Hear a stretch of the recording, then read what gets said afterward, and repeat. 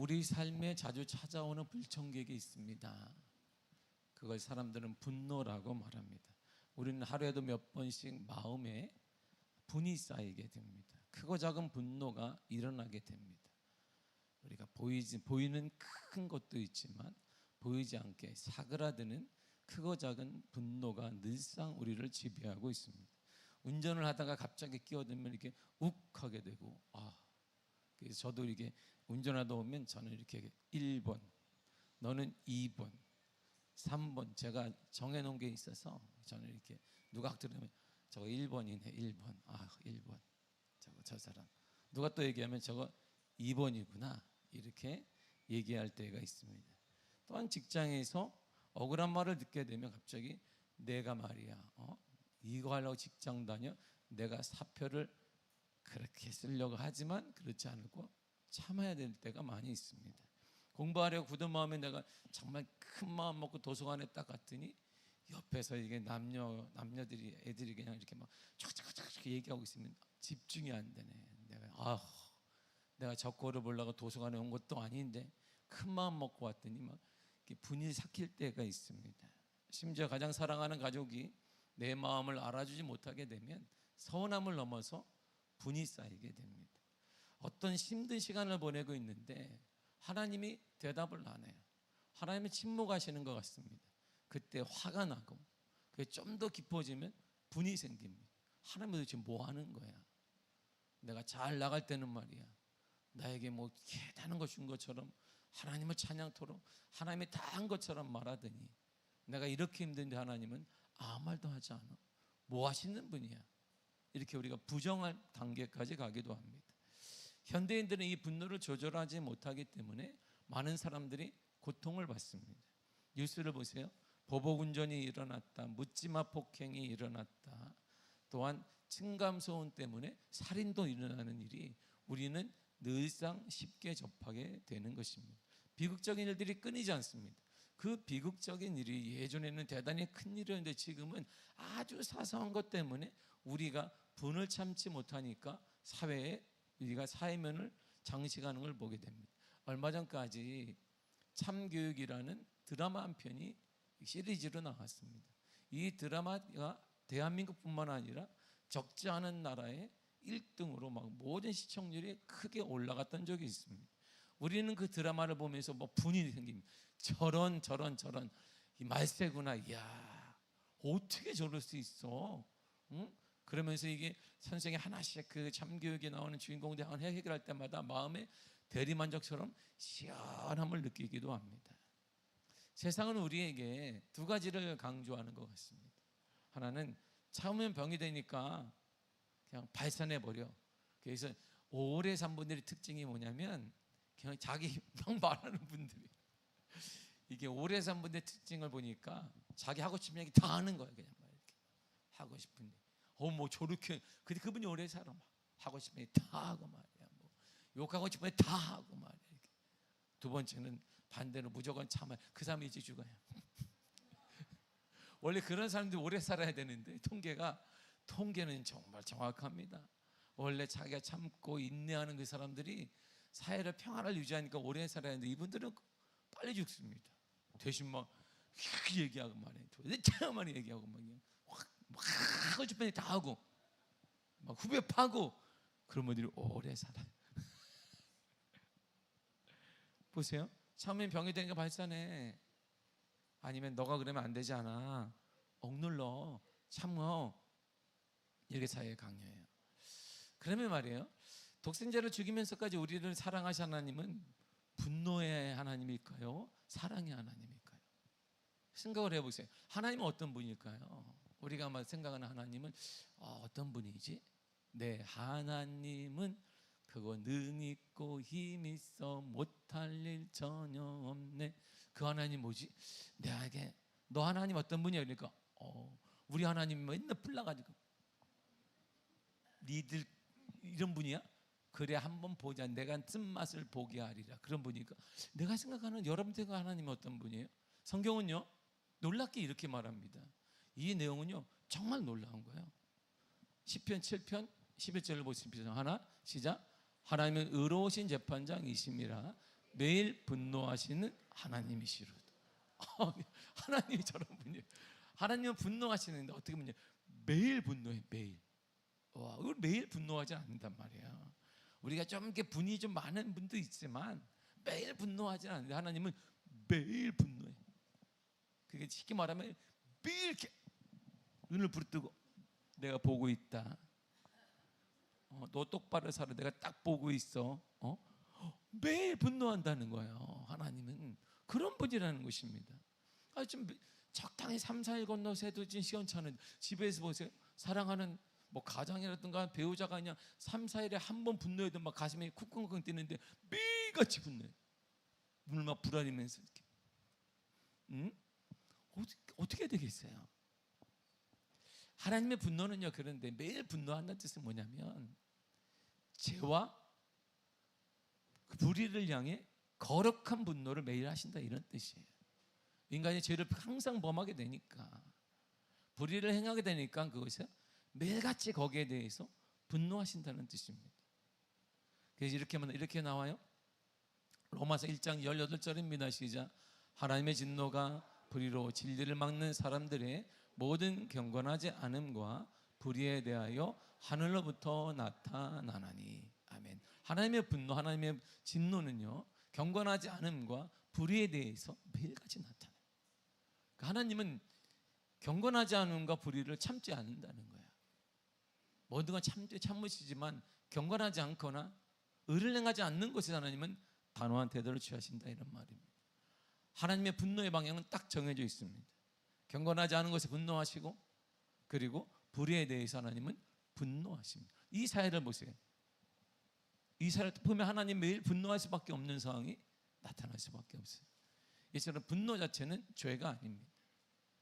불의를 보고 분노하는 것은 하나님의 성품이에요. 그러나 이 분노가 통제력을 잃어버리게 되고 우리 영혼을 삼켜 먹을 때가 있습니다. 삼킬 때 발생하게 되는 거예요. 판단과 가치의 기준이 딱 자신이 되어지게 되면 우리는 쉽게 분노가 일어나. 나를 건드렸네. 내 자존심을 건드렸네. 내 이익을 탐해버렸네. 모든 기준이 내가 되어지게 되면 우리는 매일같이 분노할 수밖에 없어요. 그리고 사회적으로 이 문제가 확장되면 큰 이슈가 되기도 하는 것입니다. 분노는 왜 일어날까요? 분노를 보니까 심리학자들이나 교육학자들이 어떻게 내렸냐면 내 생존이나 인격이나 가치관이 위협을 받거나 욕구가 좌절될 때 자신을 보호하기 위해서 발생하는 자연스러운 자연 방어 기제라는 거예요. 자연스럽게 나타나요. 내가 분노해야 되는 게 아니라, 내가 분노를 해야 되겠다는 게 아니라 자연스럽게 나타나요. 내 인격을 건드렸어요. 내 생존의 위험을 느꼈어요. 내 가치관이 꺾였어요. 내가 바라는 게 꺾여버렸어요. 그러면 자연스럽게 분노가 우리 삶에 일어나는 거예요. 내가 분노를 해야 되겠다 말해야 돼, 그게 아니라 인간이니까 자연스럽게 일어난단 말이에요. 왜냐하면 그 분노 밑에는 깔려있는 베이스가 뭐냐면 수치감이 있어요. 무력감도 있고 슬픔도 있고 불안의 정서가 깔려 있습니다. 그러니까 이게 내 자존심이 무너지게 되고 가치관과 내 욕구가 딱 무너지게 꺾이게 되면 수치감을 느끼게 되고 불안하게 되어지고 무력감을 느끼니까 이것이 발산을 해야 되니까 분노로 나타나는 거예요. 내가 감당하기 힘든 괴로운 과정을 들키지 않기 위해 나타나는 것이 바로 분노라는 것입니다. 개인이 목표라는 행동이 차단되거나 욕구가 꺾일 때 그 좌절감이 분노로 드러나게 되어 있는 것이에요.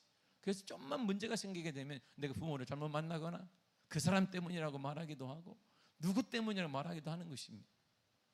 내 문제가 좀만 상처를 받게 되면 내가 사회의 문제이기도 하고 이건 정부의 문제이기도 하고 누구 탓이기도 하고 계속 누구 탓만 하게 되는 것입니다. 그래야 내가 내 자존심이 상하지 않기 때문이에요. 아담과 하와에게 하나님께서 선물을 주셨는데 아들 둘 주었습니다. 가인과 아벨을 주었습니다. 가인은 자라면서 농부가 되었고 아벨은 목축업자가 되었습니다. 양치는 자가 되었어요. 매년 이들은 때가 되어지면 하나님께 추수할 때가 되어지면 감사로 예물을 드렸습니다. 예배하고 예물을 드렸거든요. 당연히 가인이니까, 가인은 농작물을 가지고 농부니까 하나님께 농작물로 예배를 드렸고 예물을 드렸습니다. 그럼 아벨은 당연히 목축업자니까 양의 첫 새끼를 잡아서 하나님 앞에 예물과 제사를 드렸습니다. 그런데요, 가인의 마음이 상하는 일이 생겼어요. 이러면 안 되지. 내 자존심을 건드렸네, 제가. 그리고 하나님이 내 정성을 안 받아주시네. 뭐 이런 일이 다 있어? 그러면 안 되는데 마음이 상한 일이 생겼습니다. 본문의 4절과 5절을 보겠습니다. 시작. 여호와께서 아벨과 그의 제물은 받으셨으나 가인과 그의 제물은 받지 아니하시니라. 아멘. 보세요. 내 동생 것만 받았어요.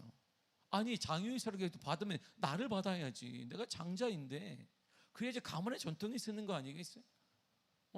근데 하나님이 장자는 빼고 동생을 받았어. 내가 농작물을 잘 드렸는데 하나님이 고기가 먹고 싶은가? 내가 농작물을 잘, 요즘에 건강식단을 딱 들었거든. 하나님이 다이어트 식품을 딱 들었는데 하나님 받지 않고 고기에 기름이 등등등 떠있는 고기를 받으셨네. 화가 났습니다. 이 일로 인해 가인은 몹시 화가 났어요. 어떻게 화가 났냐면 5절을 세 번의 성경을 한번 읽어보도록 하겠습니다. 시작. 가인은 몹시 화가 나서 얼굴빛이 달라졌다. 화내면 얼굴이 달라져요. 화난 사람 얼굴 보세요. 못 보겠다 그러면 집에 가서 여러분 얼굴 보면 딱 맞아. 그럼 화난 거야. 그게 화난 거야. 집에 가서 그냥 차 내려오는데 누구 때문에 그때 누구 그럴 때 거울을 딱 보면 저 얼굴이구나. 금방 알 수 있습니다. 얼굴빛이 달라졌습니다. 자신의 인격이 무시당했다는 거예요. 자신의 정성을 하나님이 무시했다는 거예요. 내가 형인데 동생이 나보다 잘했다는 걸, 내 자존감이 무너지는 거예요. 내가 형이라니까, 내가 장자인데 왜 내 걸 받아야지. 동생 저게 뭔데, 능력도 없는 제게. 그때 둘밖에 없으니까 막내라고 사랑 좀 엄마 아빠 봤더니 이제 하나님도 막내를 좋아하시나? 뭐야 이게. 화가 났어요. 더 잘해보고 싶었어요. 장자니까 더 다 잘해보고 싶었어요. 동생보다 더 나은 사람을 인정받고 싶었는데 그 기대와 좌절이 모든 것이 좌절돼 버렸습니다. 그래서 가인은 화가 났어요. 분노했습니다. 왜 하나님은 그렇다면 가인의 예배와 제물은 받지 않았을까요? 그만 그러면 양의 첫 새끼만 받는구나, 유월절처럼. 그건 아닐 거예요. 하나님은 제물만 따로 떼어서 평가하지 않았습니다. 제물을 바치는 그 사람의 삶의 태도와 삶의 중심에 가치가 결여되어 있다는 것입니다. 가인은 일상에서 하나님과 상관없는 삶을 살았어요. 그러다가 때가 되니까 받으세요 하고 온 것이고, 아벨은 달랐습니다. 왜? 성경이 이렇게 말해주기 때문이에요. 그래서 성경은 히브리 11장 4절 이렇게 말합니다. 시작. 믿음으로 아벨은 가인보다 더 나은 제사를 하나님께 드림으로 의로운 자라 하시는 증거를 얻었으니. 아멘. 아벨은요 믿음으로 드렸어요. 그러니까 믿음으로 살았습니다. 삶 자체가 믿음이었어요. 그러니까 믿음으로 산 거예요. 삶 속에서 오직 뭘로? 믿음으로 살았어요. 그러나 가인은 믿음으로 살지 않았어요. 그러다가 자기 마음대로 살다가 때가 됐네. 추수 때가 됐네. 하나님께 드려야 되는데 대충 자 받으세요. 이렇게 드렸다, 이런 말이거든요. 믿음으로 예배하고 제물을 드렸고, 가인은 그렇지 않았어요. 믿음이 아니라 습관에 따라 예배를 드리고 습관에 따라 제물을 드렸단 말이에요. 습관에 따라 주일날 나오고, 주일날 안 나가면 이상할 것 같으니까 나오고, 혹시 주일날 안 나가면 하나님은 나를 치지 않을까라는 거, 주일날 안 나가면 내가 그래도 여태까지 다녔는데 하나님이 나에게 이렇게 안 좋은 일을 주지 않을까 하는 이런 사고 때문에 나왔다, 이런 말. 이런 사고 때문에. 이런 사고라도 갖고 나오시기를 축복합니다. 이런 사고 갖고 나와요. 이런 사고라도 있으면 감사하게 나오면 되니까. 그래서 제물만 아벨 것만 받으셨어요. 그럼에도 이게 분이 삭히지 않는 거예요. 내가 장남인데, 아빠 엄마부터 얼마나 그러겠어. 장남이기 때문에 얼마나 큰데 왜 아무것도 모르는 제 걸 받으시냐고 하나님이. 그러기 위해서 하나님이 끝내 가인은 너무 참지 못하고 해서는 안 되는 일을 하게 된 거예요. 본문의 8절을 읽겠습니다. 시작. 가인이 그의 아우 아벨에게 말하고 그들이 들에 있을 때에 가인이 그의 아우 아벨을 쳐 죽이니라. 자존심이 이렇게 중요해요. 자존심 한번 무너지면 배는 게 없는 거예요. 내 자존심을 건드려. 이런 거 한국 사람이 잘 쓰는 말. 내 자존심을 건드려. 그럼 끝이에요. 그건 친구도 끝나고 뭐 다 끝나는 거예요. 핏줄인데 그거 끝나는 거예요. 인류 최초의 살인자가 된 것입니다. 분노의 결과 이렇게 무서운 거예요. 분노는 상대방을 제거하는 행동을 해서까지 이루고자 하는 것입니다. 그래서 분노가 무서워요. 그리고 분노는요, 결단 행동 대단히 빠릅니다. 선한 건 되게 갈등을 해요. 선한 일을 하려면 하나님께 뭘 드리려면 대단히 많은 우리는 고민을 해야 됩니다. 드려야 되나 말아야 되나. 근데 나쁜 일 할 때는 그냥 바로 하거든요. 인간이 뭐 분노할 때는 뭐 일체 망설임이 없어요. 도니가 쳐서 동생을 죽였어요. 이스라엘 네 번째 왕이자 솔로몬의 아들이 있었어요. 사울, 다윗, 솔로몬, 르호보암. 그의 이름이 르호보암입니다. 아버지 솔로몬이 가장 평화로운 나라를 이뤘단 말이에요. 노년에 일단 그가 우상을 숭배해서 하나님의 진노를 받기는 했지만 할아버지 다윗 때부터 이스라엘 전성기가 이어져 왔어요. 이스라엘 전성기가 아버지 때 이루어 꽃을 피웠습니다. 그리고 자신이 딱 왕이 되었어요. 이야, 이제 내가 아버지 영화로운 아버지가 이제 예루살렘 성도 지어놨거든요. 이야, 이제 내가 왕이 됐으니 이제 내가 뭔가 해봐야 되겠다라고 하는데, 아니 여로보암과 열 지파 대표들이 오더니 왕이요, 왕의 취임을 축하드립니다. 그런데 바라기는 우리의 세금이 너무나 많고 노역이 너무나 많습니다. 그 당시에는 모하면 계속 백성들이 차출돼 나가니까 가정생활도 해야 되고 농사도 지어야 되고 뭐도 해야 되는데 좀 노역을 좀 줄여주시고 세금을 좀 낮춰주시면 좋겠습니다. 그러니까 그 말 듣고 그래? 사무엘에 와라, 답해주리라. 그런데 그가 잘못된 선택을 했어요. 사무엘에 그들이 여로보암과 그들이 왔단 말이에요. 그리고 그들에게 대답을 이렇게 했습니다. 역대하 10장 14절입니다. 시작. 내 아버지는 너희의 멍에를 무겁게 하였으나 나는 더 무겁게 할지라.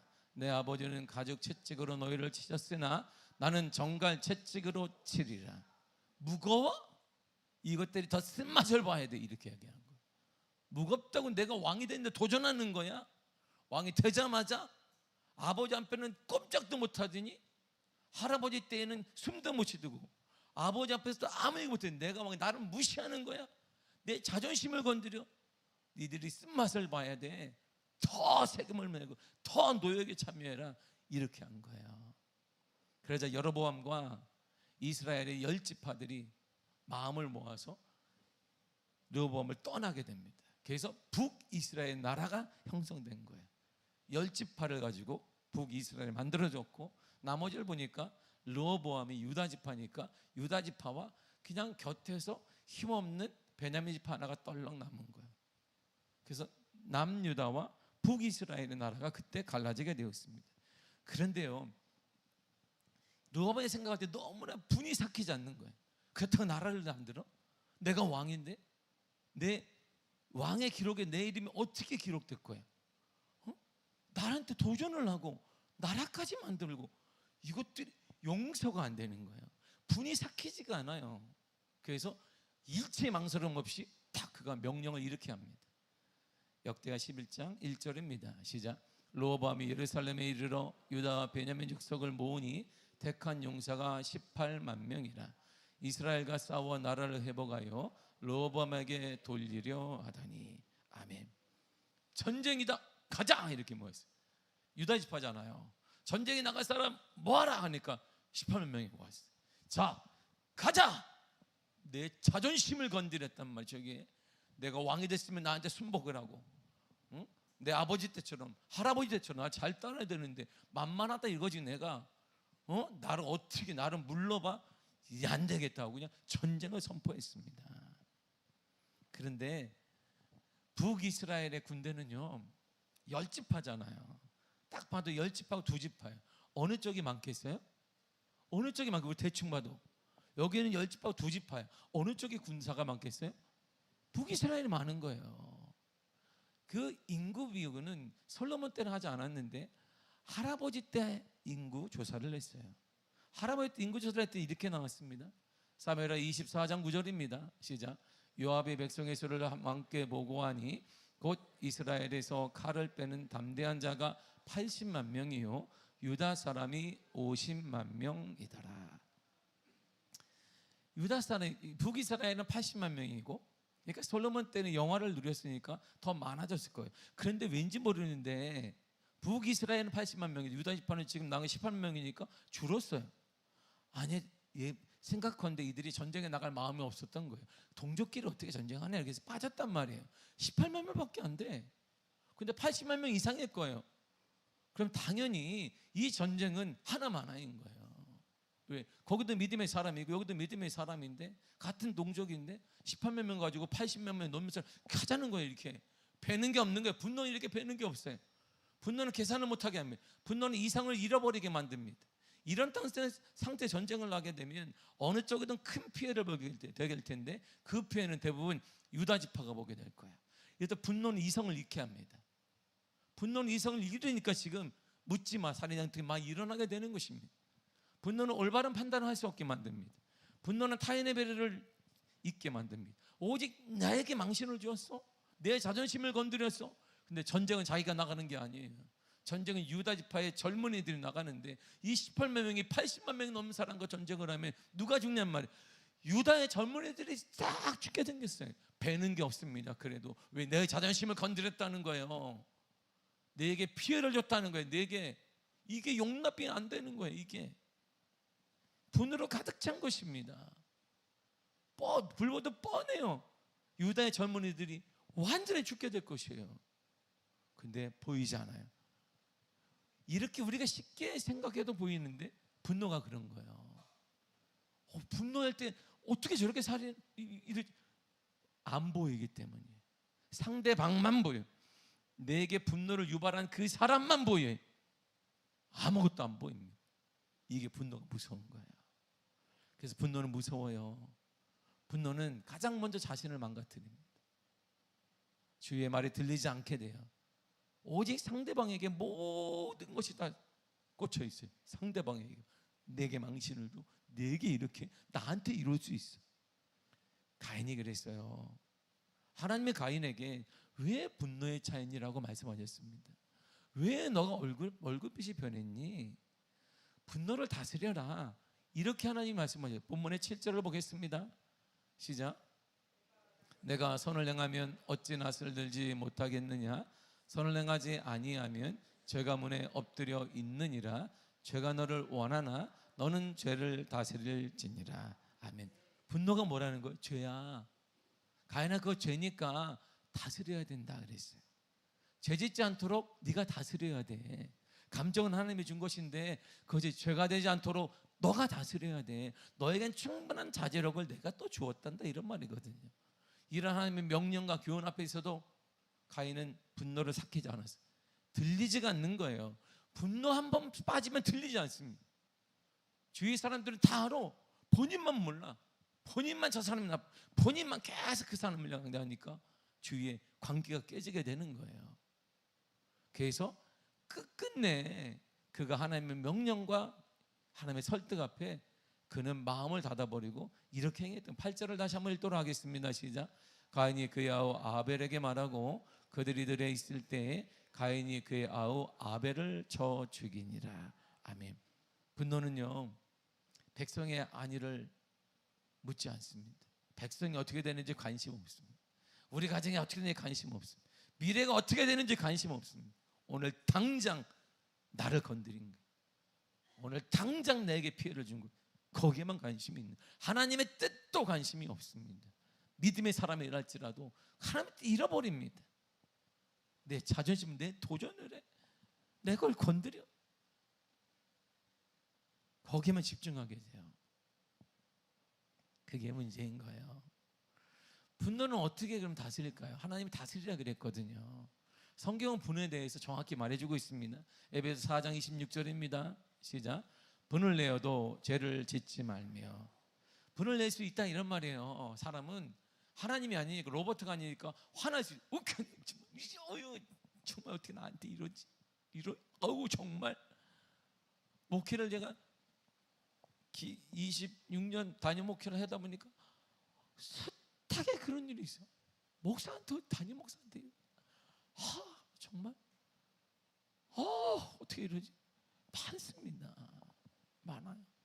특별히 한인 목회를 제가 12년 하니까 이런 경우가 있구나. 내 자존심이, 그래서 내가 간 빼고 쓸개를 빼지 않고는 한인 목회를 못한다는 그런 목회자도 있는. 해보니까 와밖에 안 나와. 어떻게, 결론은 뭐냐? 그때 제가 한인 목회를 하면서 많은 걸 배운 거예요. 목사 별거 아니구나. 목사도 하나님 앞에 신실한 성도 중에 하나이구나. 겸손해져야 되겠구나. 내가 숱하게 묘모를 내 양한테 모멸감을 당하면서도 교회를 깨지 않기 위해 자존감을 다 내려놨습니다.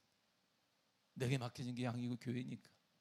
젊은 우리 성도들이 교수 그룹이 저한테 쫓아내라고 얘기했어요. 그 성도를 목사님 쫓아내야 됩니다. 목사님 저렇게 한 사람을 쫓아내야 된다 했어요. 내가 그분들의 사과해서 그분한테 90도로 집사님 죄송합니다. 제가 그때 30대 후반이었기 때문에 제가 잘 몰라서 오래 살지 않아서 그랬으니 집사님 용서하십시오. 근데 이게 막 무너져요. 목회 자존심이 막 무너지는데 하나밖에 생각이 안 나요. 교회는 분열되면 안 된다. 내 양들은 분열되면 안 된다. 이게 저한테 많이 배우게 된 거예요. 그래서 지금은 감사합니다. 되게 감사하며 보내고 있는 건 사실이에요. 분이 날 수 있어요. 분내지 않고 살아가는 사람 아무도 없습니다. 그러나 하나님은 그 분이 죄가 되지 않도록 하라 그랬어요. 분은 낼 수 있다. 죄가 되면 안 된다. 죄가 되면 너도 죽고 그도 죽어. 다 죽는 거야, 일대가. 어떻게 해야 분이 죄로 연결되지 않을까요? 세 가지를 성경이 얘기하는 첫째가 뭐냐면 판단을 유보해야 합니다. 시간이 필요해. 시간이. 다시 우리가 르호보암 얘기를 돌아가면 여로보암의 배신과 불복종에 대해 르호보암 왕의 자존감이 무너졌어요. 자신에 대한 자존심을 무너뜨리는, 자신의 불복종을 해.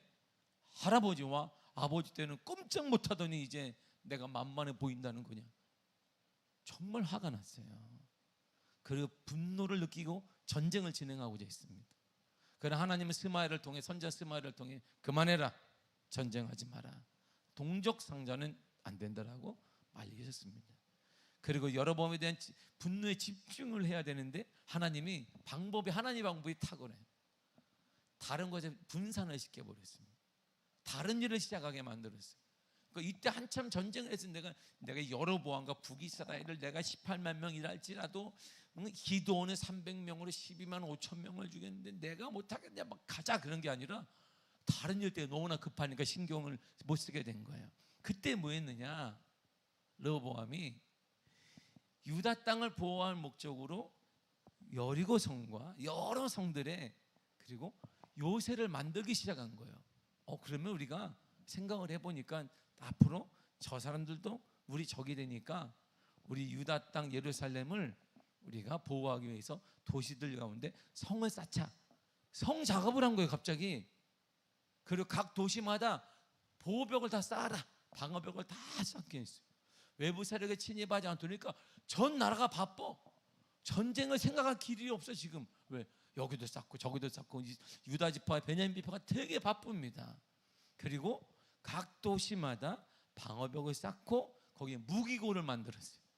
무기를 다시, 그러니까 무기 또 만들어야 되잖아요. 이렇게 쌓아놓으려면 무기도 만들어 놓고 무기 가지고 또 이거 실험도 하니까 시간이 금방 가게 된 거예요. 그러면서 르호보암의 생각을 싹 잃어버렸습니다. 이런 시간을 통해 르호보암의 분노가 가라앉았어요. 그리고 이런 시간을 통해 가라앉은 가운데 르호보암이 하나 딱 깨달았습니다. 하나님께 집중하자. 하나님께. 그런 마음을 딱 품었는데 놀랍게 사람들이 벌떼처럼 물기 시작한 거예요. 갑자기.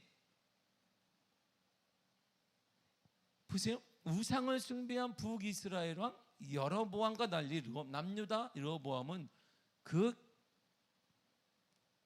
판단을 유보하고 시간을 다른 곳에다 신경 쓰는 틈에 하나님께 집중해야 되었거든요.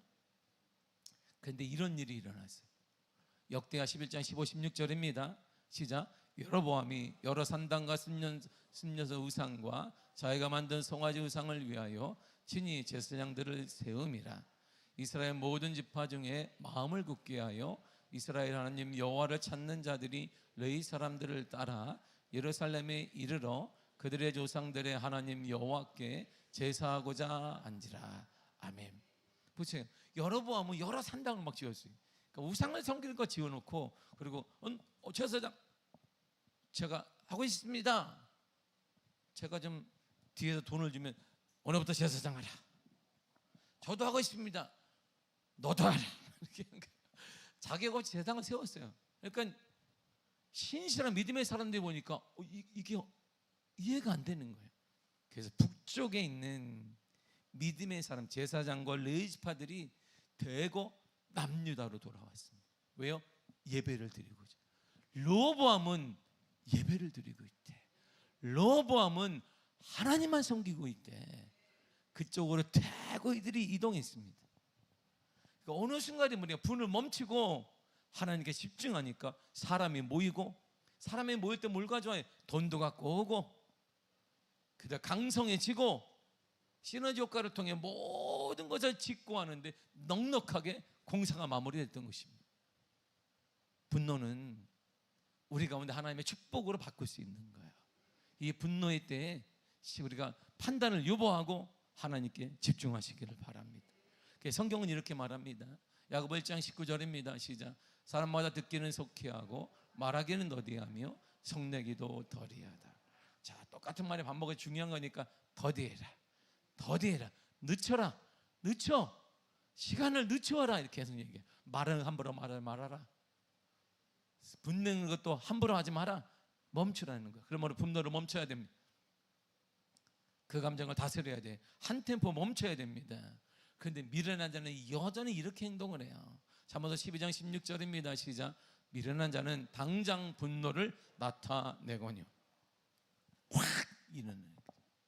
그 성경은 뭐예요? 미련한 자라고. 내가 왕년 성질 확 판을 막 튀고 내가 어떤 사람인지 알아. 어떤 사람이 죄인이지. 우리 모두가 다 죄인인데. 이게 미련한 자라고 하나님 말씀하시는 거예요. 분노는 아주 빠른 감정이거든요. 생각과 겨를도 없이 순식간에 말로 거친 행동으로 분노는 튀어나오게 되어 있습니다. 미련한 사람은 분노가 일어나는 즉시 그것을 터뜨립니다. 즉각적인 반응은 반드시 후회와 죄를 낳습니다. 분노가 욱하고 올라올 때 시간을 멈춰야 합니다. 입술을 닫아야 합니다. 그때가 입술을 닫아야 될 때요. 그때가 바로 내 입술을 꽉 잡고 행동을 멈춰야 됩니다. 즉각 대응하지 말고 반응을 멈춰야 됩니다. 이것이 분노를 이기는 첫걸음이에요. 그래서 성경이 이렇게 말해요. 잠언서 16장 32절입니다. 시작. 노하기를 더디하는 자는 용사보다 낫고 자기의 마음을 다스리는 자는 성을 빼앗는 자보다 나으니라. 아멘. 노하기 분을 더디하는 자는 용사보다 낫다는 거예요. 마음을 다스리는 자는 성을 빼앗는 것보다 낫다. 얼마나 큰 복이에요. 그래서 내가 분노만 자제해도 하나님이 이런 복을 주시는 거예요. 분노를 자제하고 르호보암이 하나님께 집중했더니 하나님의 사람도 보내주고 물질도 보내주고 동역자도 보내주고 강성해지고 역사가 달라지게 된다, 이런 말입니다. 분노는 하나님의 주신 감정 중에 하나가 맞습니다. 그러나 그 분노의 감정을 다스리지 못하면 죄가 됩니다. 하나님은 가인에게 죄의 감정, 분노를 다스리라고 하셨어요. 즉시 반응하거나 말하지 말고 행동하는 멈추고 시간을 가져야 됩니다. 두 번째, 이 분노는요, 유통기한을 꼭 지켜야 합니다. 유통기한이 있어요. 우리가 날마다 먹는 제품에는 유통기한이 적혀 있습니다. 물론 뭐 우유 같은 거 좀 지나도 그냥 먹으면 뭐 다 괜찮아요. 다 원래 엄마 아빠는 다 지난 거 먹어요. 이렇게 원래 다 그런 거지 뭐. 그러나 유통기한이 있습니다. 먹는 것만 그럴 거예요? 아니에요. 우리가 보는 스킨, 로션, 여러분들이 뭐 바르는 영양크 이런 것들 다 유통기한이에요. 제 방에는요, 이게 로션과 이게 스킨이 있는데요. 그걸 제가 이게 설교 준비하면서 딱 봤더니 이게 유통기한이 20년으로 돼 있어요. 그걸 내가 쓰고 있는 거예요. 이거 설교 주면서 아이 내가 설마 이랬더니 오래됐다. 이건 오래됐어. 이게 얘가 항상 여기 있어서 그 제가 요번에 보니까 어머나 6년 지나도 그냥 바르고 다녔네. 내가 이렇게 내 피부가 이래요. 내 피부가 이렇게 광이 나는 것은 6년 지난 스킨과 로션을 쓰기 때문이니까. 그거 안 좋은 거예요. 안 좋은 거예요. 그만 그럴까요? 전자제품에도 유통기한이 있어요. 모든 게 유통기한이 있습니다. 유통기한을 넘긴 음식을 먹으면 배탈이 나기도 하고 심하게 되면 우리가 응급실에 입원을 하기도 합니다. 유통기한이 지난 화장품을 쓰게 되면 간혹 피부에 반점이 나거나 벗기자 알레르겐이라는 저처럼 이렇게 유통기한이 지나도 반질해질 수 있다는 거 간혹 있기는 합니다만, 또한 유통기한이 너무 지난 영양제를 먹게 되면 그 영양제가 아니라 독이 될 수 있습니다. 유통기한을 지키지 않고 너무 지나게 되면 그 전자제품은 당연히 작동이 원활하지 않게 됩니다. 똑똑한 소비자들, 아니 일반적인 사람들, 심지어 어린아이까지도 우리가 마트 나가게 되면 가장 먼저 뭘 하긴 해요? 유통기한을 봐요. 이렇게 우유를 살 때 사람들 어떻게 사요? 뒤에 걸 계속 고릅니다. 모든 사람들이 지혜 아닌 게 있어요. 앞에 있는 것보다 일부러 뒤에 손을 똑 넣어서 이렇게 뒤에서 갖고 와요. 그래서 더 똑똑한 주인들은 뒤에다가 그 날짜가 다 된 것들 갖다 놓는 거야. 그 사람들이 이렇게 갖고 오니까 뒤에서 갖고 왔겠지 않는데 집에 가보면 어머 하루 남았네 이렇게 되는 거지. 분명 분노에도 그러니까 유통기한이 있다는 거예요. 분노에도 반드시 유통기한이 있습니다. 잘 확인해야 합니다. 하나님이 정하신 유통기한이 있어요. 함부로 내니까 문제가 생기는 거예요. 하나님 분을 내는 것 낼 수 있다라고 하셨어요. 근데 유통기한이 지나게 되면 그때 문제가 생기게 되고 사회적 이슈가 되는 거예요. 에베소서 4장 26절을 보겠습니다. 시작. 분을 내어도 죄를 짓지 말고 해가 지도록 분을 품지 말고. 아멘. 유통기한이 뭐냐면 해가 지기 전까지 딱 하나님이 정해놓았어요. 넘지 마라. 풀어야 한다. 풀라는 것이. 꼭 안게 되면 여러분들이 먼저 괴로운 거예요. 나 자신이 괴로워. 그에 상관없이 나 자신이 괴로워. 나 자신이 괴로운 것이. 왜 그럴까요? 왜냐면 그걸 넘게 되면 이런 일이 일어나기 때문이에요. 에베소 4장 27절입니다. 시작. 마귀에게 틈을 주지 말라. 마귀에게 틈을 준단 말이에요. 그게 유통이 넘어가게 되면 그것이 문제가 생긴다 이런 말이에요. 사회적 이슈가 되기도 하고 가정이 깨어지기도 하고 배우자 가운데 상처가 깊어지기도 하고 문제가 가정에 생기고 사업에도 생기고 여러 문제가 생기게 되니까 유통기한을 지키라 이런 말입니다. 그래야 가정이 화복되어지고 회복되는 거예요. 분노를 마음에 품고 잠자리에 들면은 밤새 그 분노가 우리 영혼을 썩어가게 만들어요. 그래야 분노가 미움으로 다시 바뀝니다. 미움으로 다시 증오로 바뀌어요. 이 증오가 넘어서 원망으로 바뀌어요. 쟤 때문에 안 된 거였어요. 저것 때문에. 그게 배우자이기도 하고 누구 때문이기도 하고 같은 사업 파트너이기도 하는데 바뀌는 거예요. 그러니까 다음날 되면 더 화가 나 있는 거예요. 이게 왜? 이런 일이 계속 반복되는, 이게 바로 사회에서 반복되는 현상들입니다. 유통기한을 못 지켜서 그래요. 마귀는 바로 그 가라앉지 않는 분노의 찌꺼기를 타고 우리 삶에 들어오는 거예요. 그래서 피폐하게 만들고 그래서 내 영혼이 썩게 만드는 것입니다. 이것은 잘못된 판단으로 우리를 이끌어가는 거야. 그러므로 상처받은 감정, 억울한 마음이 있다면 밤을 넘지 말아야 됩니다. 해결을 해야 된다 이런 말입니다. 하나님 앞에 기도로 쏟아내시기를 바랍니다. 사람에게 터뜨리면 싸움이 되지만 하나님 앞에 쏟아내면 그것은 회복의 기도가 되어서 회복의 길을 주님이 허락하여 주시는 것입니다.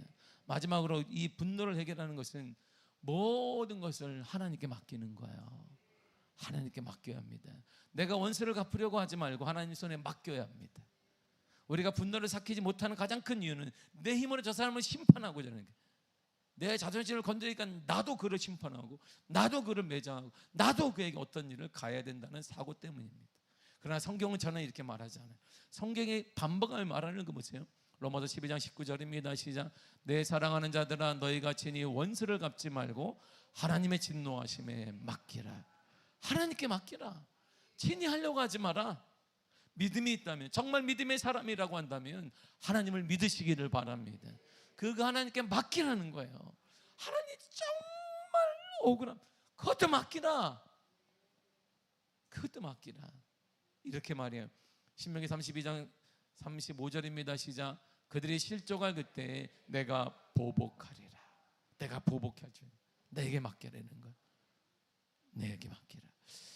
악인들이 권력을 잡고 법을 무기 삼아서 사회적 약자들을 무자비하게 짓밟고 경제로 착취하는 암울한 상황을 시편 기자가 보았습니다. 와, 오늘날 똑같은 것 같아. 어떻게 세상이 이러지? 악인들이 왜 득세하게 되지? 악인들은 망해야 되는데 악인들이 득세. 아니 악인들 같은 경우 하나님이 번개를 치면 악인들만 골라가지고 툭툭툭 쳐가지고 이렇게 쓰러지게 만들어야 되는데 괜한 나무나 막 맞추고 하나님이 괜한 집이나 막 맞추고 내가 하나님이라면 이렇게 잘 맞춰가지고 이렇게 번개를 졌대 이렇게 탁 던져가지고 그 사람만 딱 맞추면 되는데 하나님은 그러지 않단 말이에요. 악인들은 잘 되는 것 같고 더 편법을 동원해서 우리가 모르는 정보를 이용해서 부동산도 취하고 부자도 되어지고 우리는 정보는 없지만 거기는 고지의 정보가 많으니까 차명으로 다 하고 그런데 우리는 아무것도 아니야. 그걸 시편 기자가 딱 보았어요. 그리고 시편 기자가 그러면서 하나님 앞에 이렇게 고백했습니다. 시편 94편 1절입니다. 시작. 여호와여 보복하신 하나님이여 복수하시는 하나님이여 빛을 비추어 주소서. 아멘. 깜깜해요. 우리 앞에 깜깜해. 하나님 빛을 비추어 주세요. 어떻게 해요? 하나님은 복수하시는 하나님이십니다. 하나님은 내 억울함을 갚아주시는 하나님이십니다. 하나님은 나에게 소망을 주시는 하나님이십니다. 이게 시편 기자의 고백이었어요. 기원전 예수님이 탄생하기 전 663년 전에 아수르가 이 나라가 고대 이스라엘과 중동 지방을 꽉 다스리는 거대한 지금은 미국과 같은 나라였습니다. 그들은요 정치 어쩌면 영토를 점령하면 일단 점령한 백성들을 산채로 가지고 싹 벗겨버렸어요. 본보기를 보여주는 거예요. 귀족들을 잡아서 일반인이 아니라 힘 있는 사람들의 귀족들의 집안을 그냥 산채로 다 가죽을 벗겨버려요. 백성들이 보는 앞에 까불면 안 된다 이걸 보여준 거예요. 그리고 이들을 말뚝에다 박아버렸어요. 살아있는 사람들. 왜? 알지? 이게 아수르의 방법이었어요. 북이스라엘은 이미 아수르에 의해서 BC 722년에 멸망당했습니다. 이제 남유다가 하나 좀 남았는데 역시 끊임없이 아수르가 침공을 해요. 그리고 조공을 달라 그럽니다. 안 주면 알지니까 너무 어렵지만 안 줄 수가 없는 거예요. 이들이 침범하면 귀족부터 싹 죽고 산채 못을 박아버리고 그러니까 주면서도 힘든 거예요. 왜? 자체도 힘든데 말이에요. 고통을 당하고 있습니다. 이때 남유다의 왕이 요시야 왕이에요. 8세의 왕이 된 요시야 왕이었는데 그가 어머니의 신앙에 따라 잘 자라면서 종교개혁을 일으켰습니다. 지금은 아수르가 문제가 아니라 우리 가운데 하나님에 대한 게 문제니까 종교개혁을 일으켜서 하나님만을 바라보겠습니다. 성전을 깨끗이 하고 우상을 싹 제거해버리고 하나님만을 섬기면서 점점 남유다가 세워져 갔어요. 그러면서 하나님의 은혜 가운데 이 아수르가 저물어 가는 거예요. 갑자기. 그러면서 바벨론의 나라가 또 뜨기 시작했습니다. 바로 그때 선지자 나홈이 그걸 딱 바라보며 이렇게 선포한 거예요. 선지자 나홈을 보세요. 고백을 보십시오. 나홈서 1장 2절입니다. 시작. 여호와는 질투하시며 보복하시는 하나님이시라. 여호와는 보복하시며 진노하시되 자기를 거스르는 자에게 여호와는 보복하시며 자기를 대적하는 자에게 진노를 품으시며. 아멘. 때가 되었더니 하나님께서 보세요. 여호와는 저게 중요한 거예요. 하나님께서 때가 되었더니 아수르를 해가 저물게 만드신 거예요. 누가요? 하나님이 하셨다 이런 말이에요. 내게 아픔을 주었어요. 우리 가운데 아픔을 주었습니다. 약탈하고 빼앗아가고 끊임없이 요구하고 우리에게 상처를 주었는데 하나님이 때가 되니까 아수르를 저물게 하셨다, 이런 말입니다. 아무도 아수르가 저물 거라 생각하지 않았습니다. 지금 같은 강대국 미국 같은 나라인데 누가 그 나라를 건드리겠습니까? 그런데 하나님의 때가 되니까 아수르를 저물게 하시고, 믿음의 사람은 괴롭히는 그 환경 문제를 하나님께서 바꾸어 주셨습니다. 사랑하는 성도 여러분, 고난당하고 어렵고 힘든 자에게 하나님은 이렇게 직접 말씀하셨습니다. 이사야 35장 4절입니다. 시작.